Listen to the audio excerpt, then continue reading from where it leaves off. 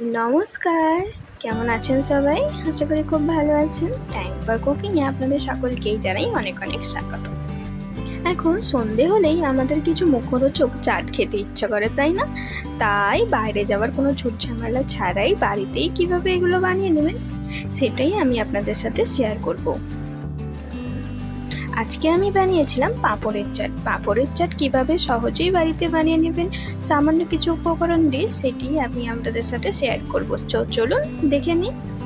পাঁপড়ের চাট বানানোর জন্য আপনারা যে কোনো সাইজের যেমন খুশি পাঁপড় ব্যবহার করতে পারেন। এখানে আমি 3টে গোল গোল আর একটি লম্বা পাঁপড় নিয়েছি।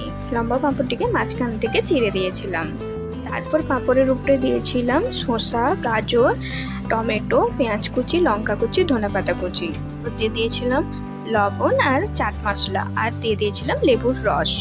তারপর টমেটো সস ও চিলি সস দিয়ে দিয়েছিলাম, আপনারা চাইলে দইও দিতে পারেন।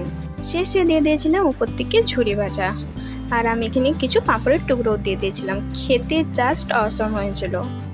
তাহলে আর দেরি কিসের, ঝটপট আপনারাও বাড়িতে এটি বানিয়ে নিন। আশা করি ভিডিওটি আপনাদের ভালো লাগবে। Thanks for watching.